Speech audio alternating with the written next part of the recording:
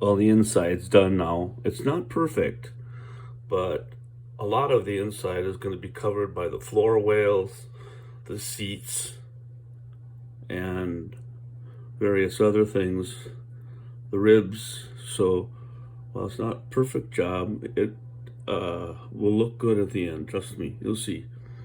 I have the lip of the keel bow right there, all right?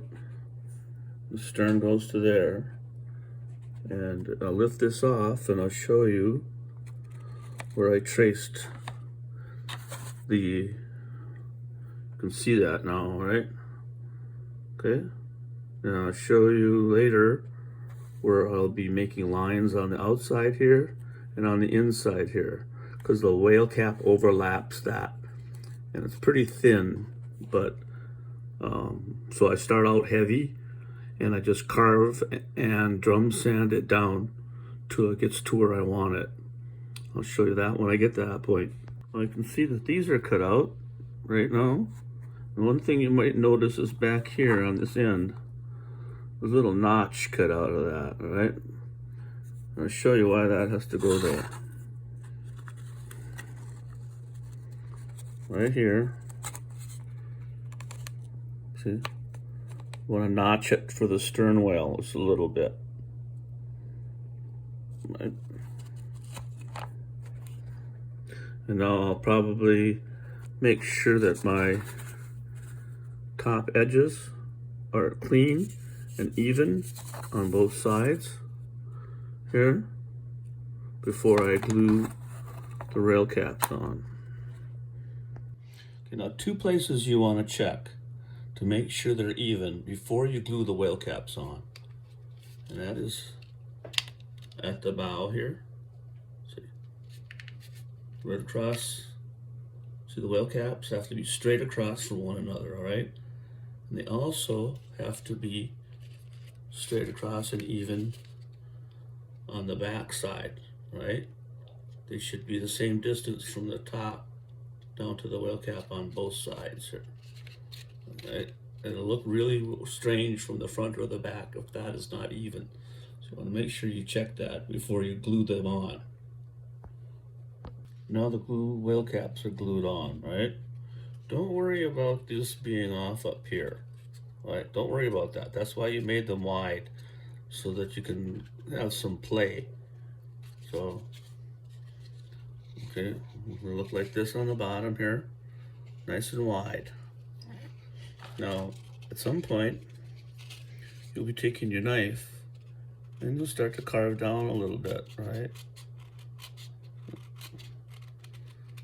This is not a new blade, but it will be, and for right now, I'm just kind of showing you how basically I will do that. So you want a nice sharp blade when you start to go across around the corner against the grain of the wood. This is to be nice and sharp when this goes across there to make those cuts there. And you'll just carve down until you get just about to where you want to be, right? I'm just going to show you just for right now. See that distance right there? That's about how far I'll carve down on the outside and on the inside. I carve down here so that going to carve down a little bit, right? So you have to be careful when you're carving when you get toward this end right here, because if you're going in the wrong direction, this is going to split right across like this. So you have to be careful you're going in the right direction when you make your carving, all right? You have to make sure, because I could tell going this way that I was already going to split on me. So I know that I have to go in this direction to do that, to do the carving on that, all right? See?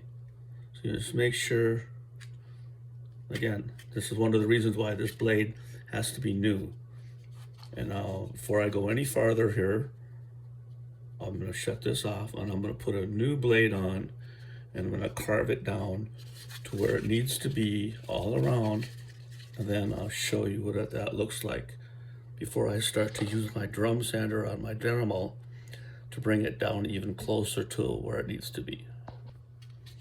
You see where these two stick out here and here. Right? They have to come off, flush with the whale. So you'll take a saw and cut these off here. The stern whale. It's the whale I'm talking about there. Right.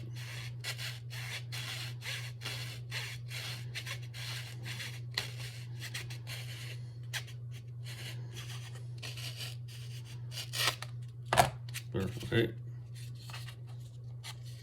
And that'll be finished off later after the cap is carved in place. All right, now you can see where I have it carved down more there, see? About that distance. All the way around on the outside and on the inside lip as well. Almost there, but not quite. Right? Almost there, but not quite. Okay, it's almost just about even on the top, so almost there, not quite. And I'll take my mini drum, one of the smaller diameter drums in my Dremel, and I'll bring this down even farther with the drum sander. And when it gets to that point where I'm done with that, I'll show you what that looks like. Because if that's not done, you don't, because you only take it down so far with the drum sander, and then you'll use regular sandpaper to get the even out the edges all the way around the way you want them, right? Okay, let's show you that in just after a bit.